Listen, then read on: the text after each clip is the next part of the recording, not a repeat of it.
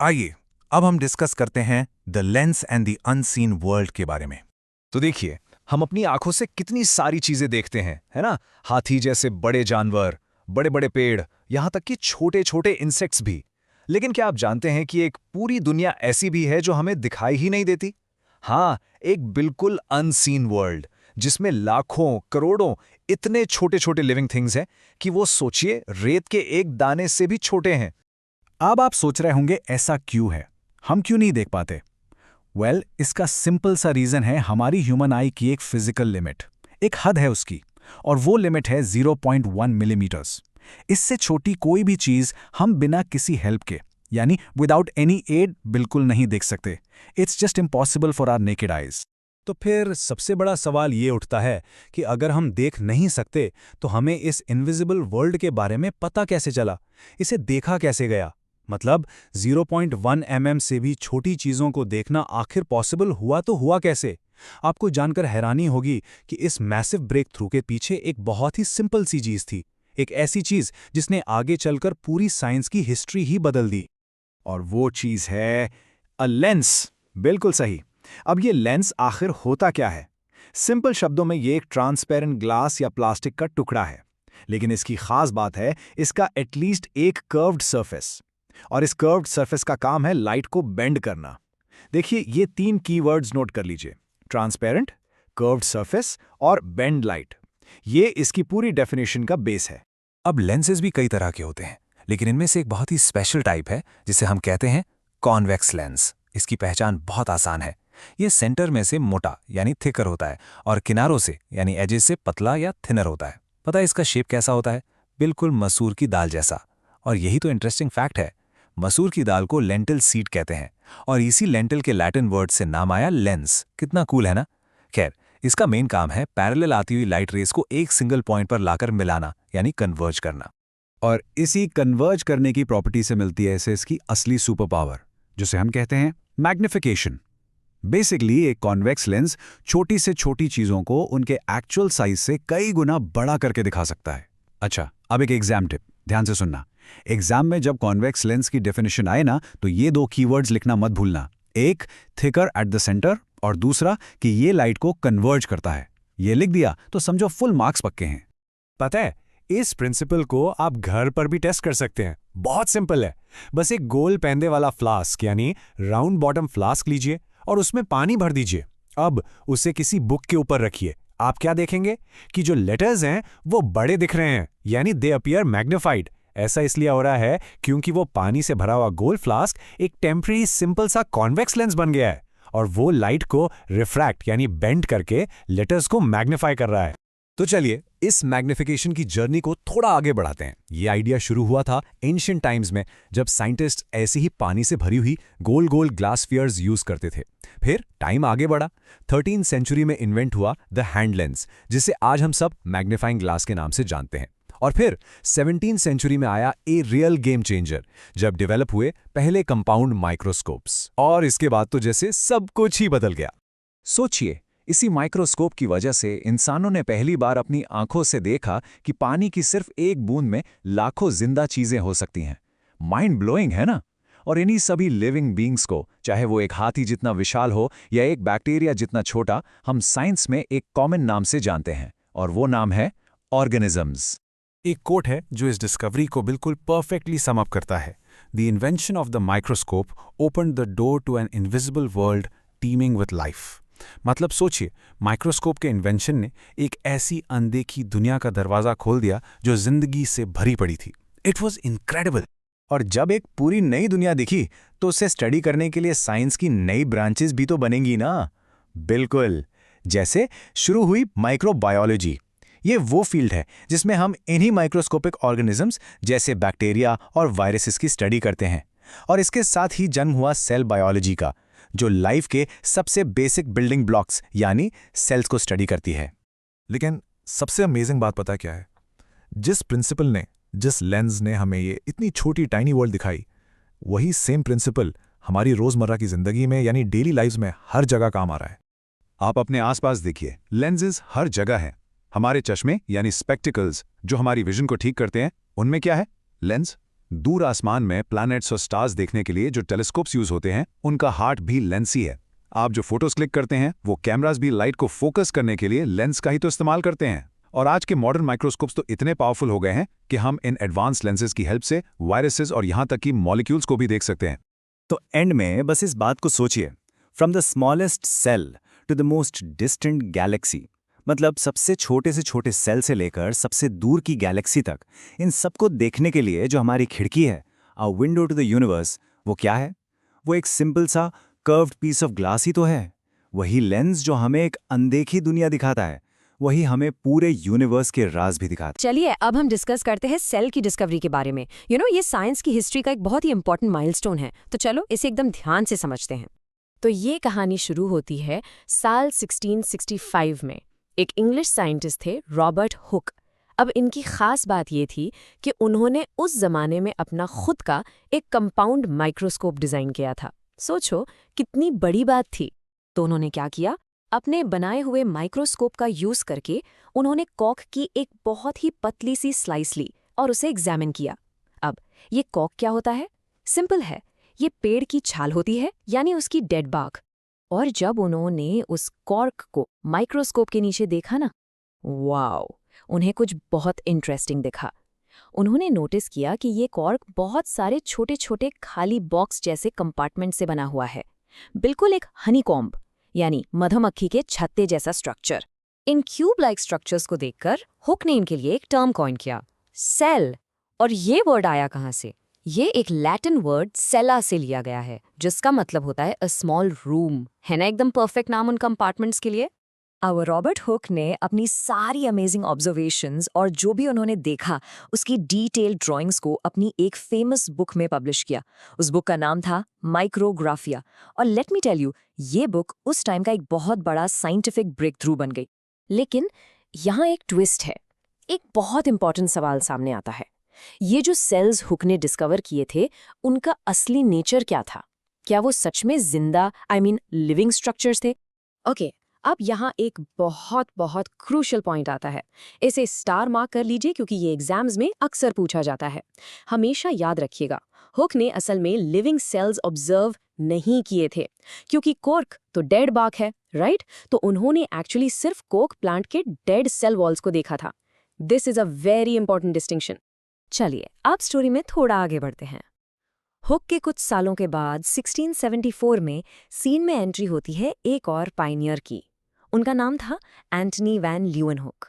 वो प्रोफेशन से तो एक डच मर्चेंट थे, लेकिन उनका पैशन, उनका शौक था हाई क्वालिटी लेंसेज को ग्राइंड करना और उनसे बेहतरीन माइक्रोस्कोप्स बनाना। और उनका पैशन इतना ज़बरदस्त था कि उन्होंने ऐसे सिंपल माइक्रोस्कोप्स बनाए जो उस टाइम के हिसाब से इनक्रेडिबली पावरफुल थे। पता है कितना? ये माइक्रोस्कोप्स चीज़ों को 200 से 300 गुना यानी 200 to 300 टाइम्स तक मैग्नीफाई कर सकते थे। जस्ट इमेजिन उस जमाने में ये कितनी बड़ी अचीवमेंट रही होगी। तो एक दिन उन्होंने सोचा, चलो कुछ नया देखते हैं। उन्होंने पास के तालाब से पानी की एक बूंद ली और उसे अपने पावरफुल माइक्रोस्कोप के नीचे रखा। और जो उन्होंने देखा उसने हिस्ट्री क्रिएट कर दी। He became the first person in history to observe living and moving cells. पहली बार किसी इंसान ने जिंदा हिलते डुलते सेल्स देखे थे। अब इन छोटे छोटे फ्री लिविंग इधर उधर घूमने वाले माइक्रो ऑर्गेनिजम्स को देखकर वो बिल्कुल फैसिनेट हो गए। उन्होंने इन्हें एक बड़ा ही क्यूट सा नाम दिया, एनिमलक्यूल्स। इसका मतलब था लिटिल एनिमल्स। और आखिरकार वो छोटे छोटे जानवरों की तरह ही तो बिहेव कर रहे थे। पर उनकी डिस्कवरीज सिर्फ यहीं तक लिमिटेड नहीं थीं। वो पहले इंसान थे जिन्होंने बैक्टीरिया को ऑब्जर्व किया। सिर्फ इतना ही नहीं, हमारे खून के अंदर जो रेड ब्लड सेल्स होते हैं, उन्हें ऑब्जर्व करने वाले भी वो पहले ही पर्सन थे। बेसिकली उनके काम ने माइक्रोस्कोपिक वर्ल्ड की स्टडी का एक पूरा नया फील्ड ही ओपन कर दिया। माइक्रो ऑर्गेनिजम्स की दुनिया में उनके इसी ग्राउंड ब्रेकिंग काम की वजह से उन्हें एक बहुत बड़ा टाइटल मिला है जो आपको हमेशा याद रखना है। He is famously known as the father of microbiology. ये टाइटल उनकी लेगेसी को परफेक्टली डिफाइन करता है। तो चलिए अब एक क्विक रिकैप करते हैं इन दोनों ग्रेट साइंटिस्ट्स के काम का, क्योंकि इनके बीच का difference exam point of view से बहुत इंपॉर्टेंट है। एक तरफ है रॉबर्ट हुक, जिन्होंने कंपाउंड माइक्रोस्कोप यूज किया, कॉर्क के डेड सेल्स देखे और सेल टर्म दिया। और दूसरी तरफ हैं एंटोनी वैन लीeuwenhoek, जिन्होंने सिंपल माइक्रोस्कोप से पॉन्ड वाटर में लिविंग सेल्स देखे और उन्हें एनिमल क्यूज कहा। क्लियर है ना? तो आप देख सकते हैं कि इन दोनों पायनियर्स हुक और लीवन हुक की डिस्कवरीज ने मिलकर बायोलॉजी की सबसे इंपॉर्टेंट थ्योरीज में से एक की फाउंडेशन रखी, उसकी नींव डाली। उनका काम आने वाले साइंटिस्ट के लिए एक लॉन्च पैड की तरह था। और ये यूनिफाइंग प्रिंसिपल, मतलब एक ऐसी आइडिया जिसने पूरे लिविंग वर्ल्ड को एक ही कॉन्सेप्ट से कनेक्ट कर दिया, उसे हम जानते हैं द सेल थ्योरी के नाम से। ये बायोलॉजी का एकदम फंडामेंटल कॉन्सेप्ट है। अब दिस सेल थ्योरी के 2 मेन फंडामेंटल पॉइंट्स हैं जो आपको बिल्कुल ऐसे ही याद करने हैं, word by word. Point number 1, all living organisms, plants and animals are composed of cells, मतलब हर जिंदा चीज सेल से बनी है, सिंपल। और point number 2, the cell is the basic structural and functional unit of life. इसका मतलब है कि लाइफ का पूरा स्ट्रक्चर और उसके सारे फंक्शंस, सब कुछ सेल लेवल पर ही कंट्रोल होता है। फिर आगे चलकर जैसे जैसे टेक्नोलॉजी और इम्प्रूव हुई और बेहतर माइक्रोस्कोप्स बने, तो सेल थ्योरी में एक और इम्पॉर्टेंट पॉइंट ऐड हुआ। रिसर्च से ये इस्टेब्लिश हुआ कि all new sales arise only from pre existing cells, मतलब नए सेल्स हवा में से नहीं बनते, वो हमेशा पहले से मौजूद सेल्स से ही बनते हैं, एक प्रोसेस के जरिए जिसे हम सेल डिवीजन कहते हैं। तो इन शॉर्ट, सेल की डिस्कवरी और फिर उसके बाद द सेल थ्योरी का डेवलपमेंट, इन दोनों चीज़ों ने मिलकर बायोलॉजी को पूरी तरह से ट्रांसफॉर्म कर दिया। इसने बायोलॉजी को बस एक सब्जेक्ट से उठाकर एक मॉडर्न साइंटिफिक डिसिप्लिन बना दिया, वैसा जैसा हम आज इसे जानते और पढ़ते हैं। चलिए अब हम डिस्कस करते हैं the fundamental unit of life. अच्छा, सोचो जरा, एक बड़ी सी बिल्डिंग या दीवार किस चीज से बनती है? छोटी छोटी ब्रिक्स यानी ईंटों से, राइट? बिल्कुल ठीक उसी तरह दुनिया के सारे लिविंग ऑर्गेनिजम्स, चाहे वो प्लांट्स हों, एनिमल्स हों या फिर हम इंसान, सब के सब ऐसी ही छोटी छोटी यूनिट से बने होते हैं। और इन्हीं यूनिट्स को हम कहते हैं सेल्स। इसीलिए तो सेल्स को बिल्डिंग ब्लॉक्स ऑफ लाइफ भी कहा जाता है, क्योंकि ये ही लाइफ की सबसे बेसिक, सबसे ज़रूरी यूनिट है। तो चलो अब एक वर्चुअल माइक्रोस्कोप के नीचे देखते हैं कि ये सेल्स आखिर दिखते कैसे हैं। देखो, यहाँ लेफ्ट साइड में है अनियन पील के सेल्स, जो कि एक प्लांट सेल है, और राइट साइड में है ह्यूमन चीक सेल्स, जो कि एक एनिमल सेल है। आपको एकदम क्लियर डिफरेंस दिखेगा। जो अनियन सेल्स हैं उनका शेप एकदम फिक्स्ड है, रेक्टेंगुलर, जैसे ईंटें एक के ऊपर एक रखी हों। ऐसा इसलिए है क्योंकि इनके पास एक एक्स्ट्रा टफ आउटर लेयर है जिसे सेल वॉल कहते हैं। जबकि दूसरी तरफ ह्यूमन चीक सेल्स को देखो, इनका कोई फिक्स्ड शेप नहीं है और इनमें सेल वॉल भी एब्सेंट होती है। हाँ, न्यूक्लियस दोनों में है, पर उनकी जगह थोड़ी अलग अलग है। तो आप सोच रहे होंगे कि इतने डिफरेंसेस के बाद क्या इनमें कुछ कॉमन भी है? जी हाँ, बिल्कुल है। दुनिया का कोई भी सेल हो, उसमें 3 फंडामेंटल कंपोनेंट्स तो आपको मिलेंगे ही मिलेंगे। सबसे पहला है सेल मेम्ब्रेन, यानी सबसे बाहर वाली बाउंड्री। फिर उसके अंदर है साइटोप्लाज्म, जो एक लिक्विड जैसा सब्सटेंस है। और तीसरा है सेल का कंट्रोल सेंटर, जिसे हम कहते हैं न्यूक्लियस। चलो एक एक करके इन तीनों को आराम से समझते हैं। सबसे पहले बात करते हैं सेल के गेटकीपर की, यानी सेल मेम्ब्रेन की। ये सेल की सबसे बाहरी दीवार है, बिल्कुल हमारी स्किन की तरह। ये बहुत ही पतली और फ्लेक्सिबल होती है। इसका सबसे मेन काम है सेल के अंदर की चीजों को बाहर के एनवायरनमेंट से अलग करना और सेल को प्रोटेक्ट करना। अब देखो, सेल मेम्ब्रेन की एक बहुत ही स्पेशल पावर है, ये सिलेक्टिवली परमिएबल होती है। ये टर्म आपको एग्जाम्स के लिए बहुत अच्छे से याद रखना है। इसका मतलब क्या हुआ? इसका मतलब ये है कि ये एक बहुत स्ट्रिक्ट सिक्योरिटी गार्ड की तरह काम करती है। ये हर किसी को सेल के अंदर बाहर आने जाने नहीं देती। ये सिर्फ काम की चीज़ों को, जैसे ऑक्सीजन और न्यूट्रिएंट्स को ही एंट्री देती है, और सेल के अंदर जो वेस्ट प्रोडक्ट्स बनते हैं उनको एग्जिट का रास्ता दिखाती है। चलो अब सेल के गेट से अंदर चलते हैं। सेल मेम्ब्रेन के अंदर का जो पूरा एरिया है ना, वो एक जेली जैसे गाढ़े सब्सटेंस से भरा हुआ है। इसको हम कहते हैं साइटोप्लाज्म। और ये कोई ऐसी वैसी जेली नहीं है, ये वाटर, कार्बोहाइड्रेट्स, प्रोटीन्स और फैट से मिलकर बनती है। तो ये साइटोप्लाज्म सिर्फ सेल को भरने के काम नहीं आता, असली एक्शन तो यहीं होता है। ये सेल का फैक्ट्री फ्लोर है। सेल को जिंदा रहने के लिए जितने भी ज़रूरी केमिकल रिएक्शंस होते हैं, जितने भी लाइफ प्रोसेसेस होते हैं, वो सब के सब इसी साइटोप्लाज्म के अंदर होते हैं। तो सेल की सारी इंपॉर्टेंट एक्टिविटीज़ का सेंटर स्टेज साइटोप्लाज्म ही है। ठीक है, अब आते हैं सेल के सबसे इंपॉर्टेंट हिस्से पर, सेल के बॉस पर, जिसका नाम है न्यूक्लियस। ये एक बड़ा सा गोल स्ट्रक्चर होता है जो ज़्यादातर सेल के सेंटर में साइटोप्लाज्म में तैरता रहता है। इसकी सबसे खास बात यह है कि इसके अंदर सेल का सारा अनमोल खजाना यानी उसका जेनेटिक मटेरियल, जिसे हम डीएनए कहते हैं, सेफ रहता है। और इसी डीएनए की वजह से न्यूक्लियस को ब्रेन ऑफ द सेल या कंट्रोल सेंटर भी कहा जाता है। जैसा हमारा ब्रेन हमारी पूरी बॉडी को कमांड देता है, बिल्कुल वैसे ही न्यूक्लियस सेल की सारी एक्टिविटीज को रेगुलेट और कंट्रोल करता है। सेल को कब ग्रो करना है, कब डिवाइड होकर रिप्रोड्यूस करना है, ये सारे इंपॉर्टेंट डिसीजंस और ऑर्डर्स न्यूक्लियस ही पास करता है। आइए अब हम डिस्कस करते हैं about the architecture of plant cells. सोचो जरा, प्लांट्स एक ही जगह पर खड़े रहते हैं। उन्हें धूप, बारिश, तेज हवा सब कुछ सहना पड़ता है। तो इस चैलेंज को फेस करने के लिए उनके सेल्स का डिजाइन भी तो बहुत यूनिक होना चाहिए, राइट? लेट्स फाइंड आउट कि आखिर उनके अंदर ऐसा क्या स्पेशल है। तो देखो, सबसे पहला और सबसे बड़ा सवाल है सपोर्ट का। हमारे पास तो स्केलेटन है, पर बिना हड्डियों के एक प्लांट सीधा इतना ऊंचा कैसे खड़ा रहता है? आखिर उसके अंदर ऐसी क्या चीज है जो उसे इतनी स्ट्रेंथ देती है? वेल, इसका जवाब है सेल वॉल। ये एक रिजिड यानी सख्त आउटर लेयर है जो सेल की प्लाज्मा मेम्ब्रेन के भी बाहर होती है। ये सेल्यूलोज से बनी होती है और यही सेल को जरूरी स्ट्रक्चरल सपोर्ट और प्रोटेक्शन देती है। चलो इस डायग्राम में देखते हैं। यहां साफ दिख रहा है कि सेल वॉल सेल मेम्ब्रेन के भी बाहर है, बिल्कुल जैसे एक घर की सबसे बाहर वाली बाउंड्री वॉल होती है ना, एकदम मजबूत, एकदम सॉलिड। तो है दीवार का काम क्या है? सबसे पहले ये सेल को एक फिक्स शेप और रिजिडिटी यानी कठोरता देती है। फिर ये देती है स्ट्रक्चरल स्ट्रेंथ। और हाँ, ये सेल को एनवायरमेंटल स्ट्रेस जैसे तेज हवा या पानी से भी प्रोटेक्ट करती है। ओके, तो सपोर्ट का प्रॉब्लम सॉल्व हो गया है, एक मजबूत दीवार मिल गई। लेकिन अब इस घर में रहने वालों के लिए खाना कहाँ से आएगा? एनर्जी तो चाहिए ना। प्लांट्स तो हमारी तरह चलकर अपना फूड ढूंढ नहीं सकते, so how do they make their own food? इसके लिए प्लांट सेल्स के पास है एक सुपर स्पेशल ऑर्गेनेल जिसे कहते हैं प्लास्टिड्स। ये डबल मेम्ब्रेन ऑर्गेनेल्स हैं जिनका मेन काम है फूड बनाना और स्टोर करना। और याद रखना, ये सिर्फ प्लांट सेल्स और एल्गी में ही मिलते हैं, एनिमल सेल्स में नहीं। एप्लास्टिड्स भी कई तरह के होते हैं, लेकिन इनमें सबसे इंपॉर्टेंट और सबसे फेमस हैं क्लोरोप्लास्ट्स। क्यों? क्योंकि इनके अंदर होता है एक मैजिक ग्रीन पिगमेंट जिसे हम कहते हैं क्लोरोफिल।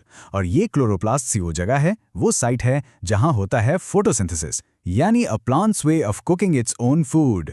तो ये क्लोरोप्लास्ट ना बिल्कुल एक सोलर पावर्ड किचन की तरह काम करते हैं। ये इंग्रेडिएंट्स लेते हैं, सनलाइट से एनर्जी, हवा से कार्बन डाइऑक्साइड और जमीन से वाटर। फिर इन सब को मिलाकर ये बनाते हैं ग्लूकोज, जो है प्लांट का खाना। और इस प्रोसेस में एक बहुत इंपॉर्टेंट बाय प्रोडक्ट निकलता है, ऑक्सीजन, जिसे हम सब ब्रीथ करते हैं। ऑलराइट, तो हमने सपोर्ट के लिए दीवार बना ली और खाने के लिए किचन भी सेट कर लिया। अब एक और जरूरी सवाल, पानी और बाकी जरूरी सामान। एक सेल अपने वाटर सप्लाई और दूसरे इंपॉर्टेंट सब्सटेंसेस को मैनेज कैसे करता है और अपना शेप कैसे मेंटेन रखता है? इसका जवाब है एक और ऑर्गेनेल, वैक्यूल। और दोस्तों, ये पॉइंट एग्जाम के लिए बहुत बहुत इंपॉर्टेंट है। ये प्लांट और एनिमल सेल्स के बीच एक मेजर डिफरेंस है। देखो, प्लांट सेल्स में एक बड़ा सा सेंट्रल वैक्यूल होता है, जबकि एनिमल सेल्स में या तो होते ही नहीं या फिर बहुत ही छोटे छोटे होते हैं। तो ये लार्ज सेंट्रल वैक्यूल है क्या चीज? ये बेसिकली सेल का एक बड़ा सा स्टोरेज टैंक है। ये सेल सैप से भरा रहता है, जिसमें पानी, सॉल्ट, शुगर और इवन वेस्ट प्रोडक्ट्स सब स्टोर होता है। इसका एक और काम है सेल को टर्जिडिटी देना, यानी उसे फुल और फर्म रखना। और बड़ा सा मेरा मतलब छोटा मोटा बड़ा नहीं है, ये इतना बड़ा हो सकता है कि एक मैच्योर प्लांट सेल का, लिसन टू दिस, 90% वॉल्यूम सिर्फ ये अकेला वैक्यूल ले लेता है। Can you believe that? Cell का न्यूक्लियस और बाकी सारे ऑर्गेनेल्स इसकी वजह से साइड में शिफ्ट हो जाते हैं। तो होता क्या है, इमेजिन करो एक बलून में पानी भर रहे हो। जैसे जैसे पानी भरता है, बलून फूलता है और उसकी वॉल्स पर प्रेशर डालता है। बिल्कुल वैसे ही जब वैक्यूल पानी से पूरा भर जाता है, तो ये सेल वॉल पर अंदर से एक प्रेशर क्रिएट करता है। और इस इंटरनल प्रेशर का एक स्पेशल नाम है टर्गर प्रेशर। और इस पिक्चर से ये कॉन्सेप्ट एकदम क्रिस्टल क्लियर हो जाएगा। लेफ्ट साइड में देखो, जब वैक्यूल पानी से फुल है, टर्गो प्रेशर हाई है और प्लांट एकदम फर्म और हेल्दी खड़ा है। अब राइट साइड में देखो, पानी की कमी हुई, वैक्यूल से पानी निकल गया, टर्गो प्रेशर ड्रॉप हो गया और बेचारा प्लांट विल्ट कर गया, यानी मुरझा गया। तो चलो सब कुछ एक साथ देखते हैं। यही वो 3 गेम चेंजर्स हैं, cell wall for support, plastids for food और एक large central vacuole for storage and pressure. यही 3 की फीचर्स हैं जो एक प्लांट सेल को एक एनिमल सेल से बिल्कुल अलग बनाते हैं। और इन्हीं की वजह से प्लांट्स अर्थ पर लाइफ को सस्टेन कर पाते हैं। चलो आज डिस्कस करते हैं सेलुलर स्पेशलाइजेशन। तो सोचो, जैसे एक बड़े शहर में डॉक्टर्स, इंजीनियर्स, टीचर्स, सबका अपना एक स्पेशल काम होता है, राइट? बिल्कुल वैसे ही एक मल्टी सेल्यूलर ऑर्गेनिज्म की बॉडी के अंदर, फॉर एग्जांपल हमारी बॉडी में अलग अलग तरह के सेल्स होते हैं और हर सेल का ना एक स्पेसिफिक, एक खास रोल होता है।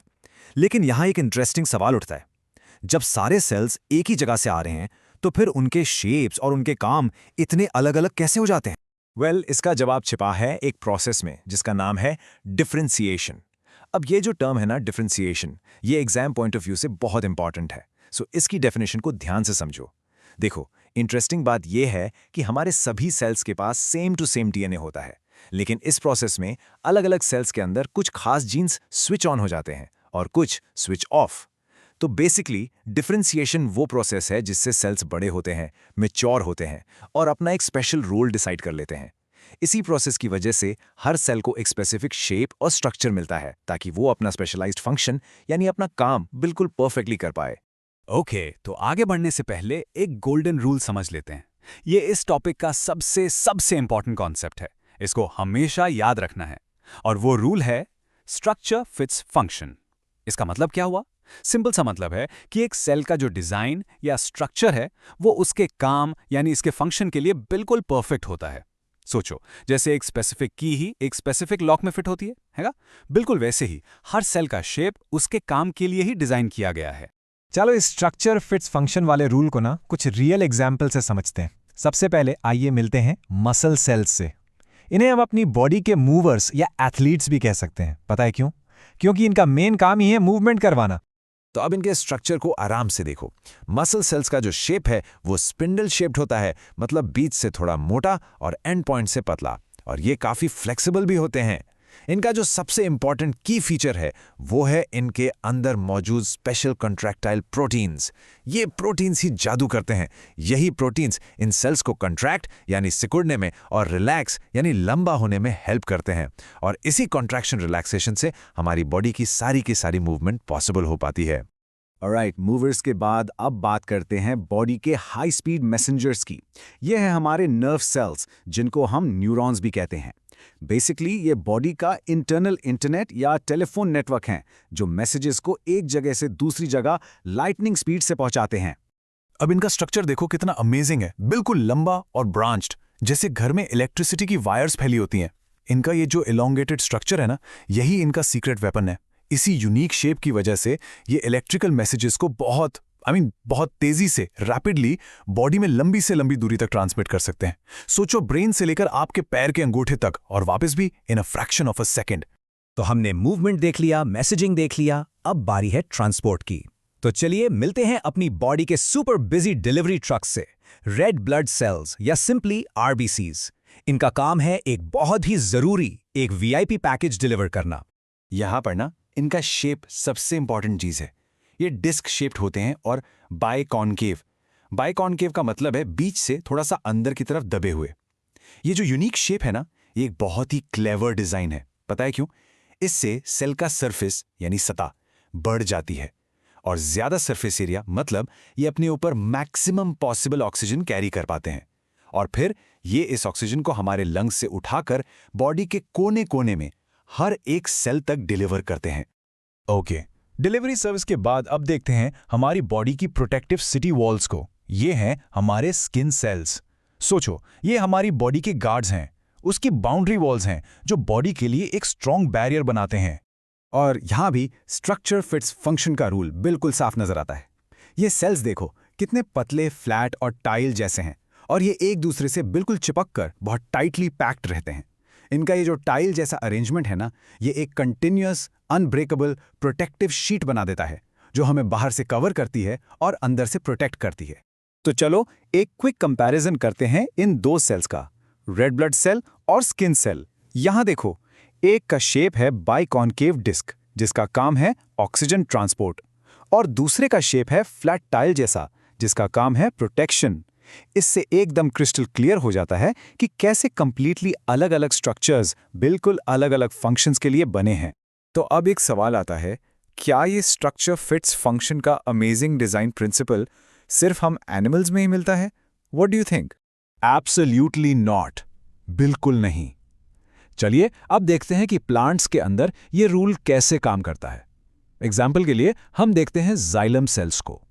इन्हें आप प्लांट का वाटर सप्लाई सिस्टम समझ सकते हो।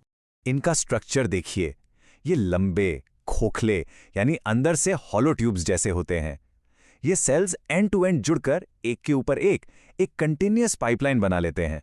और सोचो, ये जो ट्यूब जैसा स्ट्रक्चर है, ये पानी और मिनरल्स को रूट से यानी जड़ों से खींचकर ऊपर प्लांट की हर एक पत्ती तक ट्रांसपोर्ट करने के फंक्शन के लिए बिल्कुल परफेक्ट है ना। सो इस पूरे डिस्कशन का जो सबसे इंपॉर्टेंट टेक अवे है, जो पॉइंट आपको याद रखना है, वो ये है, लिविंग ऑर्गेनिजम्स में हमें जो इतनी अलग अलग तरह की सेल शेप्स दिखती हैं, जो इतनी डाइवर्सिटी है, वो डायरेक्टली उनके अलग अलग फंक्शंस की वजह से है। हमेशा याद रखो, सेल की शेप उसके फंक्शन को रिफ्लेक्ट करती है, उसके काम से सीधा सीधा जुड़ी होती है। This is a fundamental principle of biology, और यही प्रिंसिपल हमें बॉडी की कॉम्प्लेक्स वर्किंग को समझने में हेल्प करता है। चलिए आज डिस्कस करते हैं the hierarchy of biological organisation. ये वो अमेजिंग सिस्टम है जिससे लाइफ एक छोटे से छोटे पार्टिकल से शुरू होकर बड़े से बड़े लिविंग बींग्स बना लेती है। देखो, हम अपने आसपास कितने कॉम्प्लेक्स लिविंग बींग्स देखते हैं, है ना? जैसे एक इंसान या फिर एक हाथी। तो कभी सोचा है आपने कि लाइफ इतनी कॉम्प्लेक्स चीज को इतनी सिंपल सी शुरुआत से आखिर बनाती कैसे है? चलिए आज इस मिस्ट्री को सॉल्व करते हैं। ओके, तो इस सवाल का जवाब जानने के लिए हमें कॉम्प्लेक्स ऑर्गेनिज्म की अलग अलग लेयर्स को पील बैक करना पड़ेगा, उनको समझना पड़ेगा। ये बिल्कुल वैसा ही है जैसे हम किसी चीज़ पर जूम इन करते जा रहे हैं उसकी सबसे फंडामेंटल यूनिट को ढूंढने के लिए। तो सबसे ऊपर की लेयर से स्टार्ट करते हैं। एक कॉम्प्लेक्स ऑर्गेनिज्म जैसे कि हम लोग आखिर बने किस चीज़ से हैं? हम बने हैं बहुत सारे ऑर्गन सिस्टम से। फॉर एग्जाम्पल, जो आप स्क्रीन पे देख रहे हैं, ये है हमारा सर्कुलेटरी सिस्टम, जिसका मेन काम पूरी बॉडी में ब्लड को ट्रांसपोर्ट करना है। और अब अगर हम इस सिस्टम के अंदर देखें तो हर ऑर्गन सिस्टम भी कई सारे ऑर्गन से मिलकर बनता है। जैसे हमारे सर्कुलेटरी सिस्टम का सबसे इंपॉर्टेंट ऑर्गन है हमारा हार्ट, और हार्ट का एक ही स्पेसिफिक जॉब है, पूरी बॉडी में ब्लड को पंप करना। चलो अब इस ऑर्गन यानी हार्ट के अंदर और जूम इन करते हैं। क्या दिखता है? हमें मिलते हैं टिश्यूज। एक्चुअली ऑर्गन्स जो हैं वो अलग अलग टाइप के टिश्यू से ही बनते हैं। जैसे हार्ट में होता है कार्डियक मसल टिश्यू। ये क्या है? ये a group of similar sales है जो एक टीम की तरह काम करते हैं। और आखिर में जब हम टिश्यू के भी अंदर झांकते हैं तो हमें मिलती है लाइफ की सबसे फंडामेंटल यूनिट, और वो है द सेल। सो यही वो पॉइंट है जहां से सारी कहानी शुरू होती है। The cell is the basic building block of life. तो अभी तक हमने क्या किया? हमने एक कॉम्प्लेक्स ऑर्गेनिज्म को टॉप से बॉटम तक ब्रेक डाउन किया। अब चलिए इस स्टोरी को रिवर्स में देखते हैं। लाइफ के स्टार्टिंग पॉइंट से शुरू करते हैं और देखते हैं कि ये सारी कॉम्प्लेक्सिटी आखिर बिल्डअप कैसे होती है। और यहाँ आता है हमारा आहा मोमेंट। सोचो, एक इंसान हो या इतना बड़ा हाथी, उन सब की लाइफ की शुरुआत होती है बस एक सिंगल सेल से। इस सेल को हम कहते हैं जाइगोट। यही जाइगोट बार बार रिपीटेडली डिवाइड होता रहता है और आगे चलकर एक पूरा का पूरा ऑर्गेनिज्म बनाता है। Isn't that amazing? अब देखो, लाइफ में ऑर्गेनिजम्स बेसिकली दो तरह के होते हैं। एक होते हैं यूनिसेल्युलर, जैसा नाम से ही क्लियर है, यूनि मतलब वन, जैसे कि अमीबा और बैक्टीरिया। इनकी पूरी लाइफ एक ही सेल में चलती है। फिर आते हैं मल्टी सेल्युलर ऑर्गेनिजम्स, मल्टी यानी मैनी, जैसे हम इंसान या एक मैंगो ट्री। यहाँ पे होता है डिवीजन ऑफ लेबर, मतलब बहुत सारे सेल्स होते हैं और हर सेल ग्रुप एक अलग स्पेशल काम करने के लिए स्पेशलाइज्ड होता है। ओके, तो चलिए अब इस बायोलॉजिकल ऑर्गेनाइजेशन की हायरार्की को स्टेप बाय स्टेप नीचे से ऊपर की तरफ बिल्ड करते हैं। इसको आसानी से समझने के लिए एक सिंपल सी एनालॉजी लेते हैं। सोचिए कि हम एक घर बना रहे हैं। तो घर बनाने के लिए सबसे पहले क्या चाहिए? ब्रिक्स यानी ईंटें। बिल्कुल वैसे ही लाइफ का सबसे बेसिक लेवल है द सेल। ये एक ऑर्गेनिज्म का smallest structural and functional unit है। ये डेफिनेशन आपको याद रखनी है, एग्जाम्स के लिए बहुत इंपॉर्टेंट है। So cells are the bricks of life. Okay, अब जब हम बहुत सारी ब्रिक्स को यानी सिमिलर सेल्स को एक साथ जोड़ते हैं तो क्या बनता है? एक वॉल यानी दीवार। बायोलॉजी में जब a group of similar sales एक साथ मिलकर एक स्पेसिफिक फंक्शन परफॉर्म करता है तो उसे हम कहते हैं tissue. So if cells are the bricks, tissues are the walls. ठीक है, अब घर में दीवारों से क्या बनता है? एक रूम, एक कमरा, जिसका एक स्पेसिफिक पर्पस होता है, जैसे किचन या बेडरूम, राइट?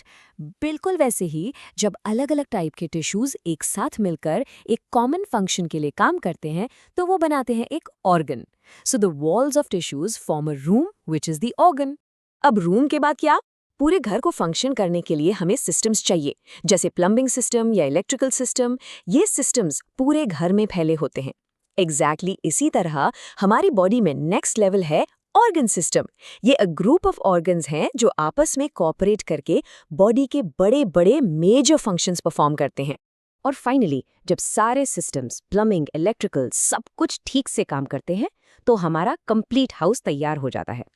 बिल्कुल वैसे ही जब सारे ऑर्गन सिस्टम्स एक साथ परफेक्ट हार्मनी में काम करते हैं, तो बनता है एक कंप्लीट लिविंग बीइंग, यानी एक ऑर्गेनिज्म. और हमारा घर अब पूरी तरह से तैयार है. तो इस पूरी हायरार्की से हमने क्या सीखा? इसका सबसे important point, the main take away क्या है? वो है कोऑपरेशन.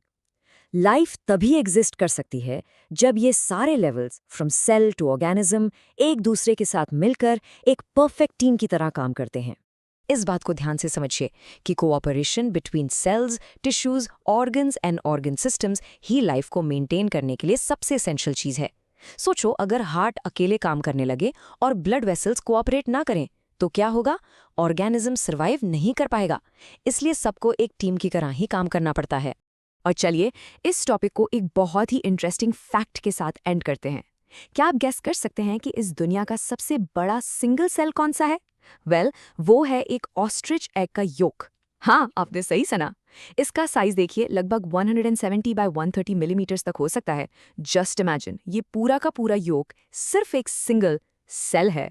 अमेजिंग है ना? चलिए अब डिस्कस करते हैं माइक्रो ऑर्गेनिजम्स के बारे में. पता है, हमारी ये जो दुनिया है ना, इसे कुछ ऐसे इनविजिबल क्रीचर्स चला रहे हैं जो हमें दिखते ही नहीं. एक पूरी हिडन वर्ल्ड है, एक ऐसी अनजान दुनिया जिसे हम अपनी नंगी आंखों से ऐसे डायरेक्टली नहीं देख सकते. सच में ये छोटे छोटे जीव, दे आर लिटरली एवरीवेयर.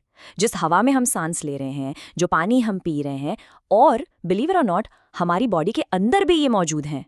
सोचो इनकी दुनिया कितनी विशाल है. तो इनका नाम क्या है? इन्हें हम कहते हैं माइक्रो ऑर्गेनिजम्स या फिर सिंपली माइक्रोब्स. और हाँ, ये डेफिनेशन नोट कर लो, एग्जाम्स के लिए सुपर इंपॉर्टेंट है.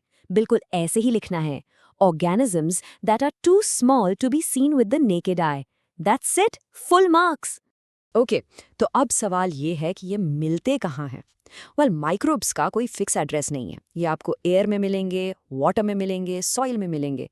और इतना ही नहीं, ये गर्म पानी के झरने यानी हॉट स्प्रिंग्स से लेके जमी हुई आइस तक, मतलब इतनी एक्सट्रीम कंडीशंस में भी सर्वाइव कर जाते हैं.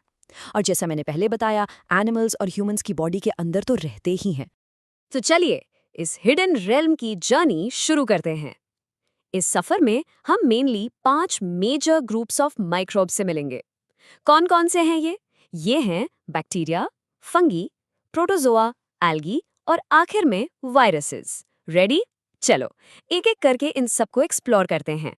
ओके, सो सबसे पहले हम मिलते हैं बैक्टीरिया से, हमारी पहली डिस्कवरी.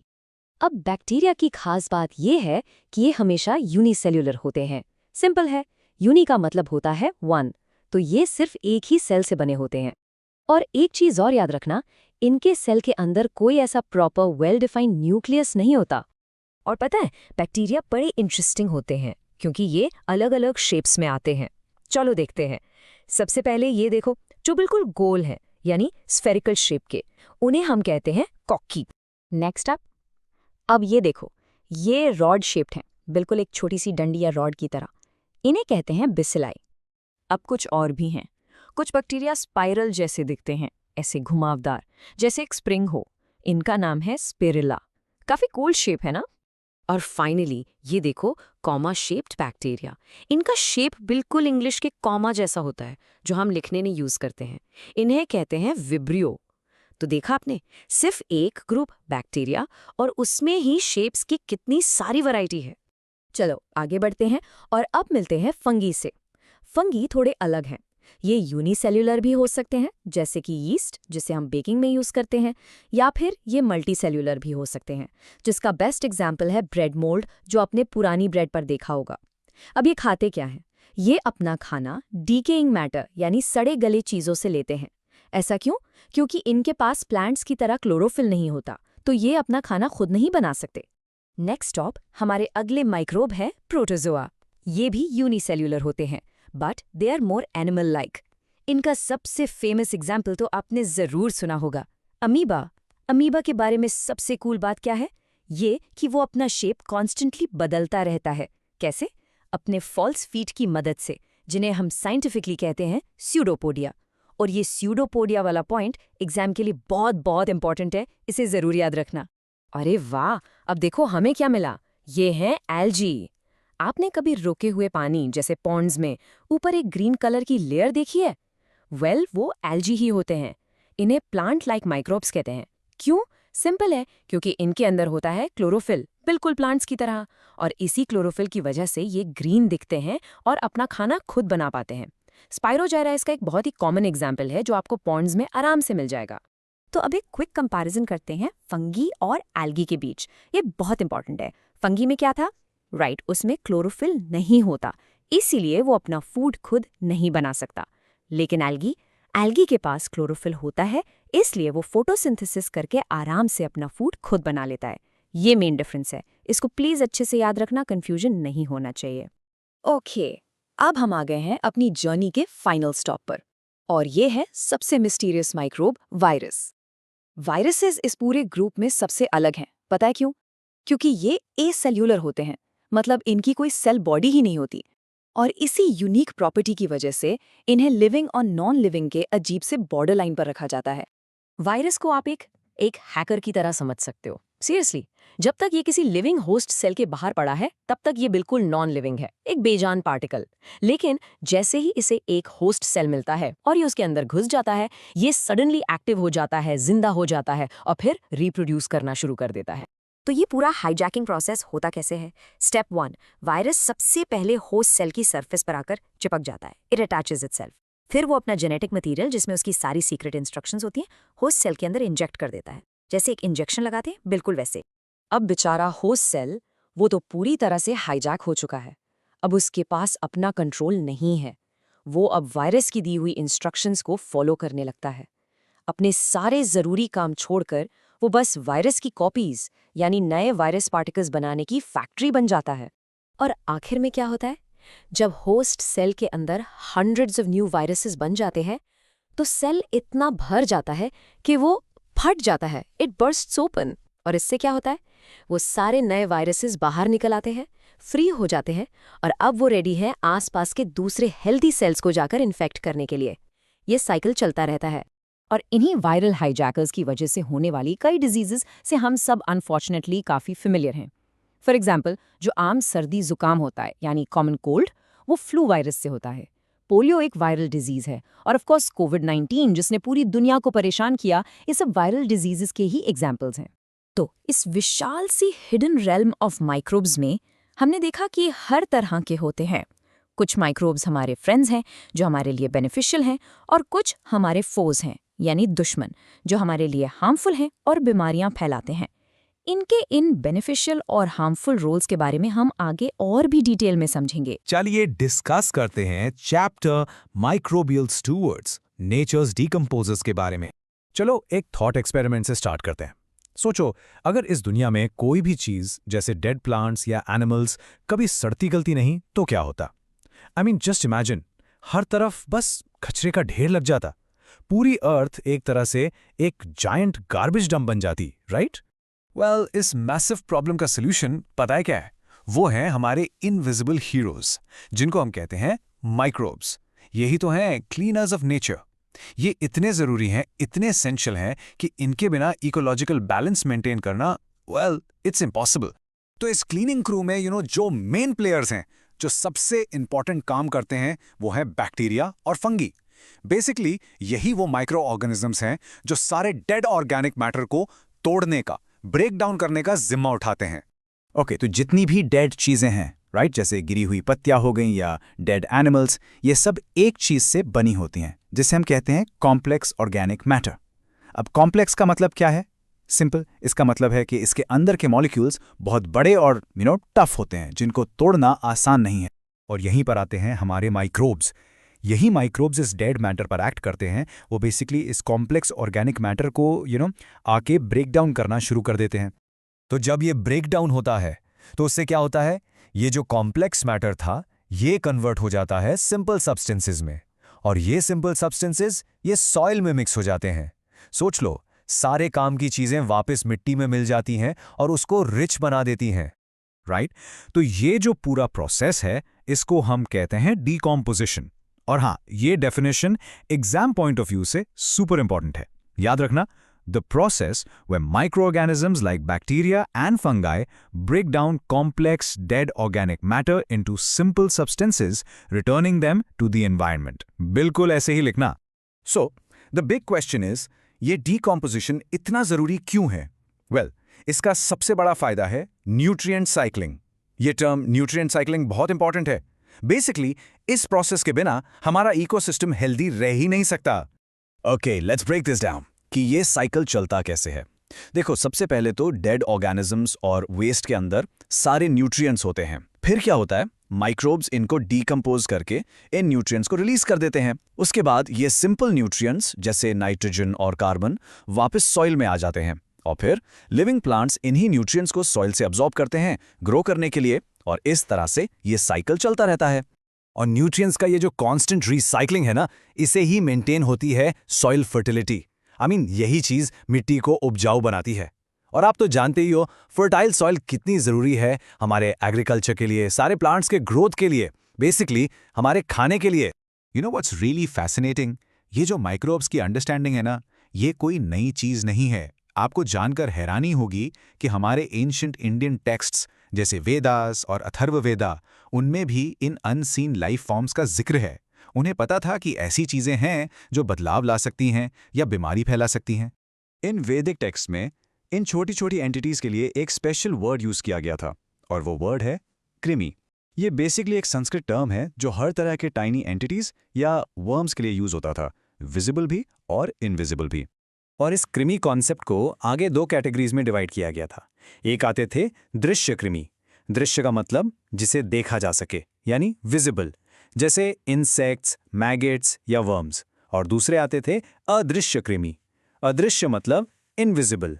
ये वो ऐसी अनसीन एंटिटीज थे जिनके बारे में माना जाता था कि वही चीजों को खराब करते हैं या बीमारियां फैलाते हैं। Sounds familiar, right?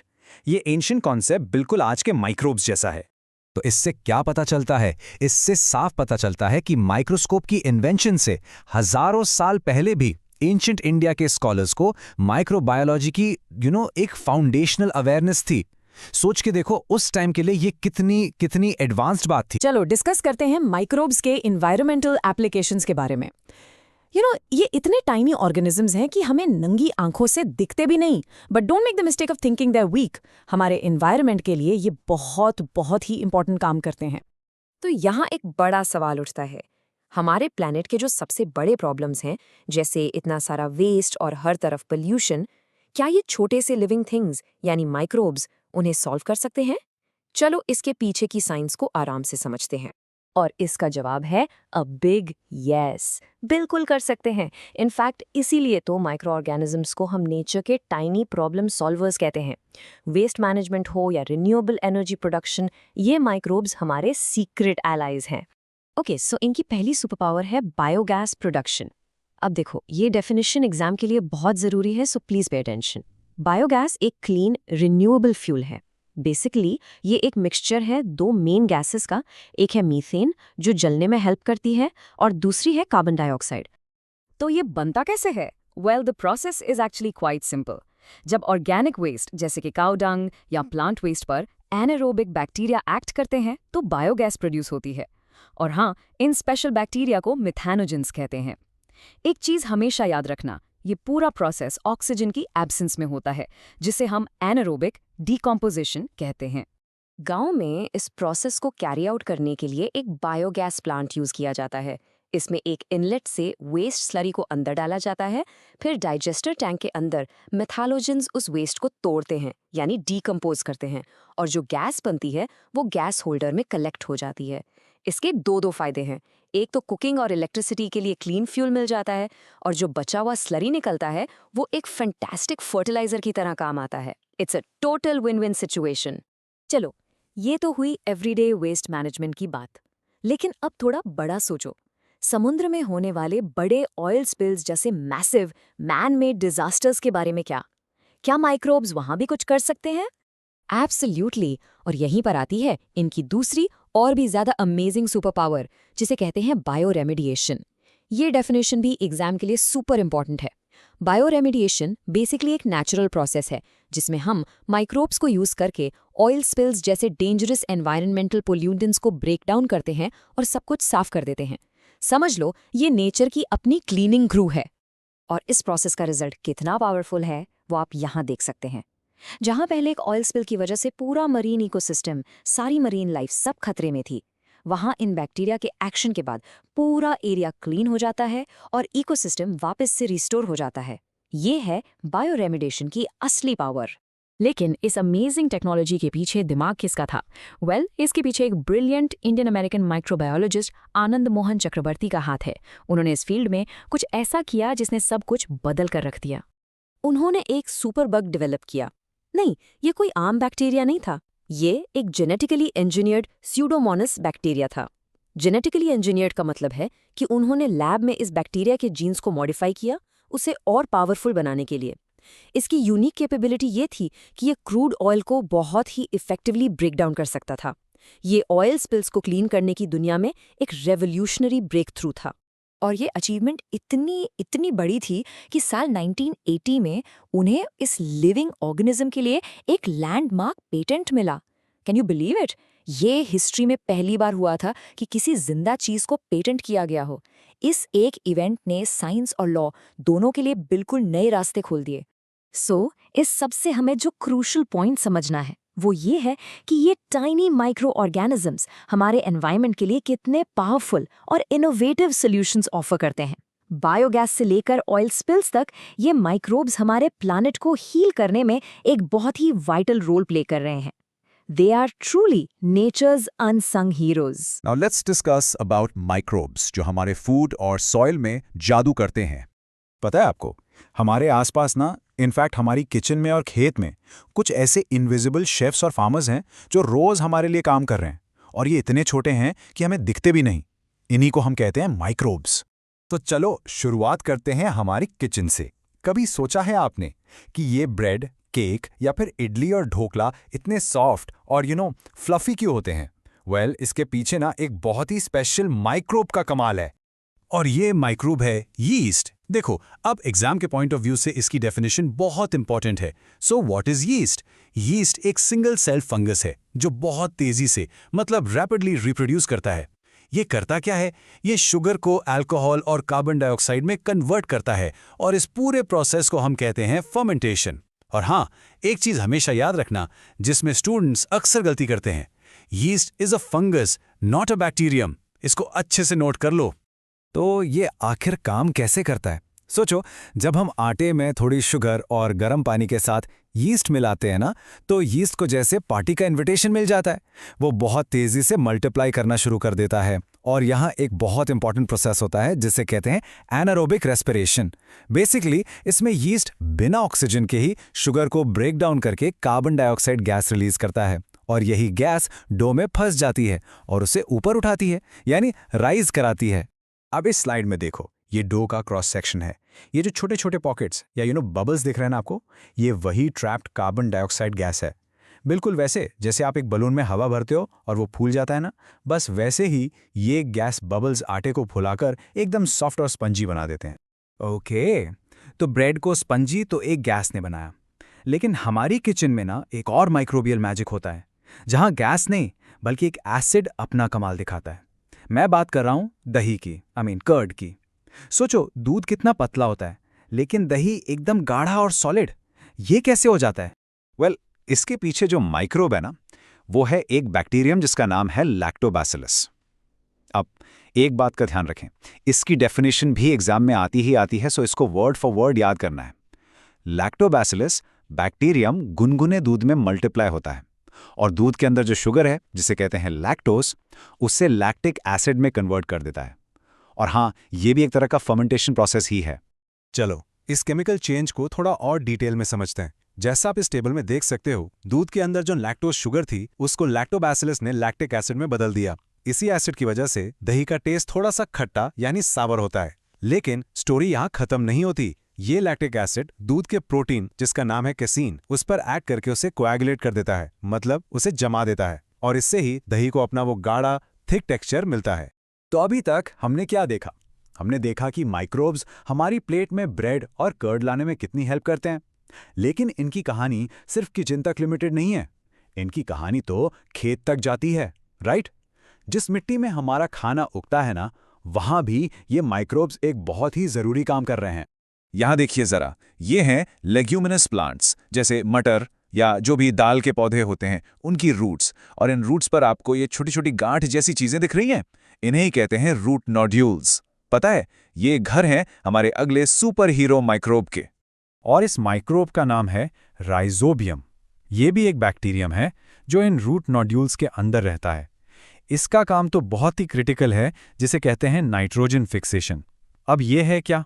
इस प्रोसेस में ये हवा में जो इतनी सारी नाइट्रोजन गैस है, जिसे प्लांट्स डायरेक्टली यूज नहीं कर सकते, उसको ये सॉल्युबल नाइट्रोजन कंपाउंड्स में बदल देता है। और इन कंपाउंड्स को प्लांट्स आसानी से एब्जॉर्ब करके अपनी ग्रोथ के लिए यूज कर पाते हैं। इसको ना एक सिंपल एग्जाम्पल से समझो। मान लो हवा में बहुत सारी नाइट्रोजन गैस है, पर वो प्लांट्स के लिए एक लॉक्ड बॉक्स में रखे हुए खाने जैसी है। प्लांट्स को पता है खाना है, पर वो उससे यूज नहीं कर सकते। तो राइजोबियम बैक्टीरियम क्या है? वो उस लॉक्ड बॉक्स की की है। वो इस नाइट्रोजन गैस को अनलॉक करके ऐसी फॉर्म में बदल देता है जिसे प्लांट्स आसानी से खा सकें, यानी एब्जॉर्ब कर सकें। सिंपल। तो चलो एक बार क्विकली सबको समराइज कर लेते हैं। बेकिंग और ब्रूइंग में हम यूज करते हैं यीस्ट, और वो क्या है? एक फंगस। गुड। डेयरी प्रोडक्ट्स जैसे कर्ड के लिए हमें चाहिए लैक्टोबैसिलस, जो कि एक बैक्टीरियम है। और सॉइल की फर्टिलिटी बढ़ाने के लिए हमारे पास है राइजोबियम, जो कि वो भी एक बैक्टीरियम है।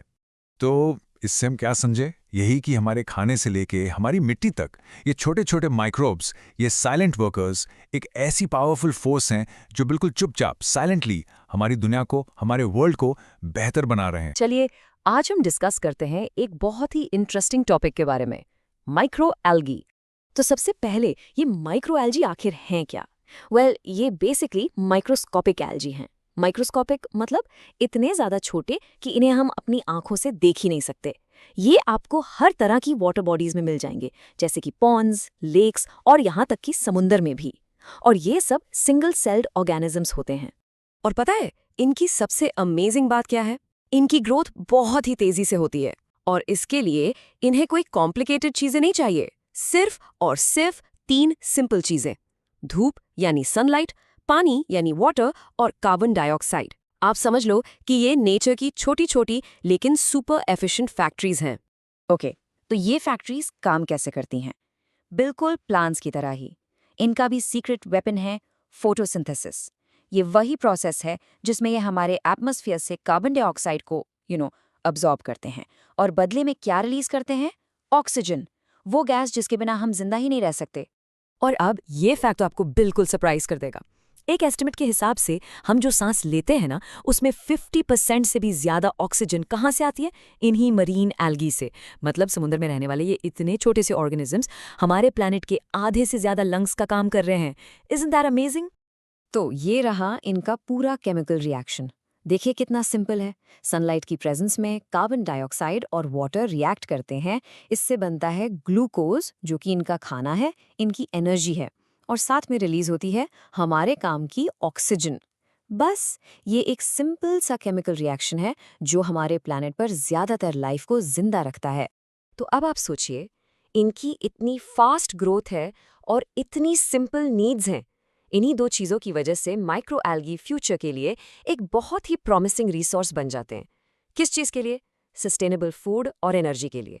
मतलब एक ऐसा रिसोर्स जिससे हम अपनी ज़रूरतें भी पूरी कर लें और एनवायरनमेंट को भी कम से कम नुकसान हो। लेकिन बात सिर्फ ऑक्सीजन तक ही नहीं रुकती। इनका एक और बहुत बहुत इंपॉर्टेंट यूज़ है, एज फूड। जी हाँ, ये टाइनी पावर हाउसेज फूड का भी एक ज़बरदस्त सोर्स हैं। कुछ खास टाइप्स हैं जैसे स्पाइरुलिना और क्लोरेला जो इतने ज़्यादा न्यूट्रिएंट से पैक्ड होते हैं कि इन्हें सुपर फूड्स कहा जाता है। चलिए स्पिरुलिना को थोड़ा और डिटेल में देखते हैं। आप बिलीव करेंगे इसमें 60% से भी ज़्यादा प्रोटीन कंटेंट होता है। ये बहुत हाई है। और सिर्फ प्रोटीन ही नहीं, ये विटामिन B12, आयरन और एंटीऑक्सीडेंट्स का भी एक रिच सोर्स है।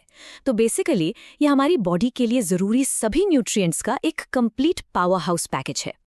और इसकी इंपॉर्टेंस का अंदाज़ा आप इस एक बात से लगा लीजिए कि स्पाइरुलिना को एस्ट्रोनॉट्स अपने स्पेस मिशंस में as a dietary supplement use करते हैं।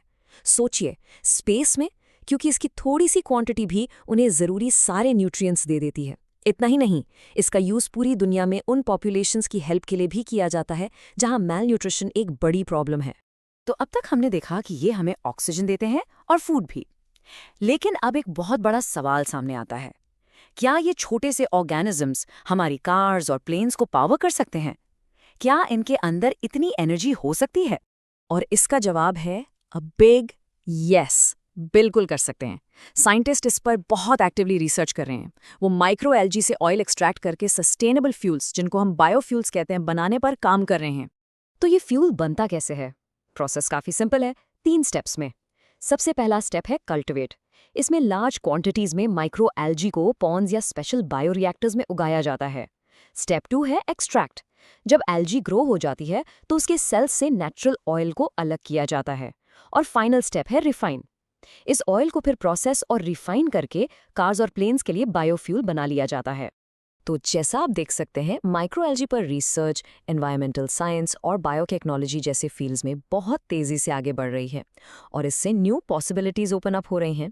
ये सोचना ही कितना एक्साइटिंग है कि ये इतने छोटे से ऑर्गेनिजम्स शायद हमारे प्लैनेट की कुछ सबसे बड़ी प्रॉब्लम्स का सल्यूशन बन सकते हैं। इनके अंदर जो पोटेंशियल है वो अभी बस अनलॉक होना शुरू हुआ है। Now let's discuss about the fundamental unit of life, यानी सेल। ये लाइफ का आप कह सकते हैं सबसे बेसिक बिल्डिंग ब्लॉक है। तो सबसे पहले आखिर ये सेल है क्या? देखो, इसको समझने का एक बहुत सिंपल तरीका है।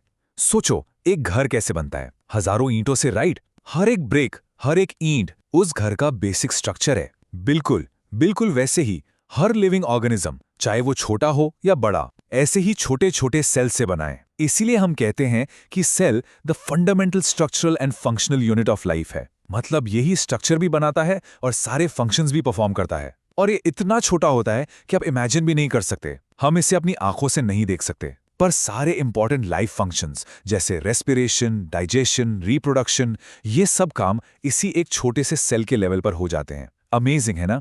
अच्छा, तो अब एक बात सोचो, क्या सारे लिविंग ऑर्गेनिजम्स में सेम नंबर ऑफ सेल्स होते हैं? नहीं। इसी बेसिस पर हम ऑर्गेनिजम्स को 2 मेन कैटेगरीज में डिवाइड करते हैं। एक तरफ है यूनिसेल्युलर ऑर्गेनिजम्स। देखो, नाम में ही इसका मतलब छुपा है। यूनि का मतलब होता है 1। तो ये वो ऑर्गेनिजम्स हैं जिनकी पूरी बॉडी, पूरी लाइफ बस एक सिंगल सेल से बनी होती है। और दूसरी तरफ है मल्टी सेल्युलर ऑर्गेनिजम्स। यहां मल्टी का मतलब है मैनी। तो ये वो ऑर्गेनिजम्स हैं जैसे हम इंसान या पेड़ पौधे या कोई भी जानवर, जिनकी बॉडी लाखों करोड़ों सेल से मिलकर बनती है। सिंपल है ना? चलो इन यूनिसेल्युलर ऑर्गेनिजम्स को थोड़ा और आसानी से समझते हैं। इमेजिन करो एक छोटी सी किराना की दुकान। वहां पर एक ही अंकल होते हैं, राइट? वही बिलिंग करते हैं, वही सामान निकाल कर देते हैं और वही दुकान की सफाई भी करते हैं। सारे काम एक ही आदमी कर रहा है। बस बिल्कुल यही हाल है एक यूनिसेल्युलर ऑर्गेनिज्म का, जैसे कि अमीबा। उस बेचारे के पास सिर्फ एक ही सेल है और वही एक सेल सारे जरूरी लाइफ फंक्शंस परफॉर्म करता है, खाना ढूंढने से लेकर उसे डाइजेस्ट करने तक और फिर वेस्ट को बाहर निकालने तक। One man army, you can say. Okay, तो ये तो हुई यूनिसेल्युलर की बात। अब आते हैं मल्टी सेल्युलर पर, जैसे कि हम लोग। यहां पर एक बड़ा ही इंटरेस्टिंग कॉन्सेप्ट काम करता है जिसे कहते हैं डिवीजन ऑफ लेबर। अब इसको समझने के लिए उस छोटी किराना दुकान को भूल जाओ और एक बड़े से सुपरमार्केट के बारे में सोचो। वहां क्या होता है? बिलिंग के लिए अलग काउंटर होता है, शेल्व्स में सामान लगाने के लिए अलग स्टाफ होता है, सिक्योरिटी के लिए अलग गार्ड होता है ना? हर कोई अपना अपना स्पेशलाइज्ड काम कर रहा है। एग्जैक्टली ठीक इसी तरह हमारी बॉडी में अलग अलग सेल्स अलग अलग काम के लिए स्पेशलाइज्ड हो जाते हैं। जैसे नर्व सेल्स का काम है मैसेजेस भेजना, मसल सेल्स का काम है मूवमेंट में हेल्प करना और ब्लड सेल्स का काम है ऑक्सीजन ट्रांसपोर्ट करना।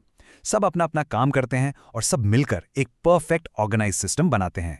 ठीक है, तो हमने ये तो समझ लिया कि कुछ में एक सेल हैं, कुछ में बहुत सारे, और अलग अलग सेल अलग अलग काम करते हैं।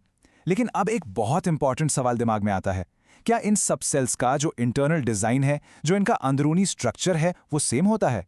मतलब क्या एक सिंगल सेल अमीबा का सेल और हमारी बॉडी का एक नर्व सेल अंदर से एक जैसे दिखते हैं? Let's find out.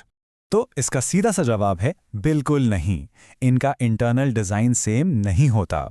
ब्रॉडली हम सारे सेल्स को दो मेजर टाइप्स में डिवाइड कर सकते हैं।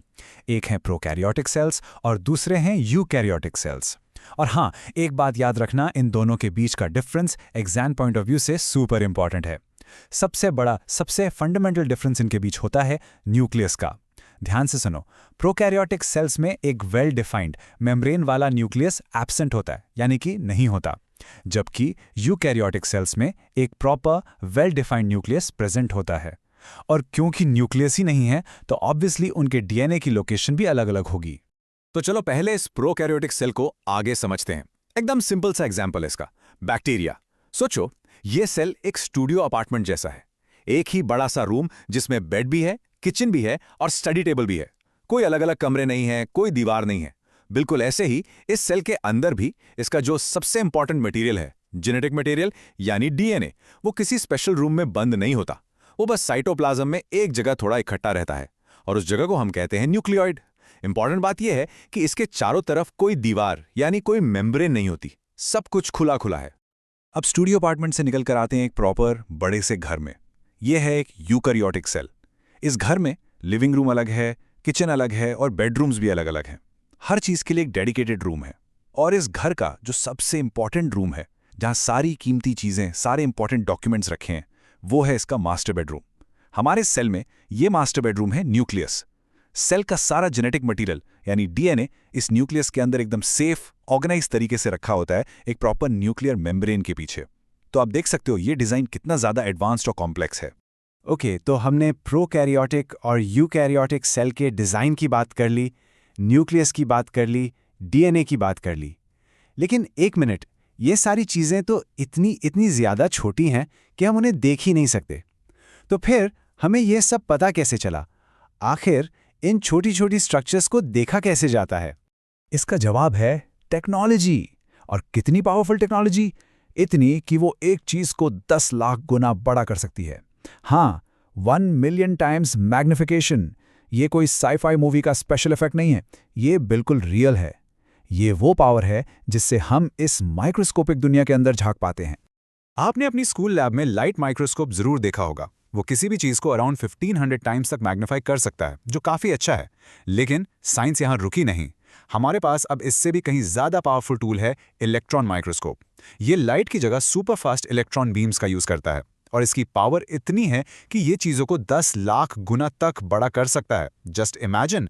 इसकी वजह से आज हम सेल के अंदर के भी छोटे छोटे पार्ट्स, जिन्हें हम ऑर्गेनेल्स कहते हैं, जैसे कि राइबोसोम्स, यहां तक कि उनसे भी छोटे वायरसेस को साफ साफ देख सकते हैं। It's a game changer. तो ये सारी इन्फॉर्मेशन तो ठीक है, बट इन दी एंड ये सब पढ़ना इतना इंपॉर्टेंट क्यों है? Why does it matter? Well, ये इसलिए मैटर करता है क्योंकि सेल्स को समझकर ही हम ये समझ पाते हैं कि हम या कोई भी लिविंग ऑर्गेनिज्म ग्रो कैसे करता है, रिप्रोड्यूस कैसे करता है, या चोट लगने पर अपनी बॉडी को रिपेयर कैसे करता है। मेडिसिन की फील्ड में तो ये एब्सोल्युटली क्रूशियल है। कैंसर जैसी बीमारियों का ट्रीटमेंट सेल्स के बिहेवियर को समझकर ही पॉसिबल हो पाया है। आजकल आप जो बायोटेक्नोलॉजी के बारे में सुनते हैं, उसकी तो पूरी फाउंडेशन ही सेल पर टिकी है। सो इन शॉर्ट, आप कह सकते हैं कि सेल की स्टडी ही सारी मॉडर्न बायोलॉजी का बेस है, इसका स्टार्टिंग पॉइंट है।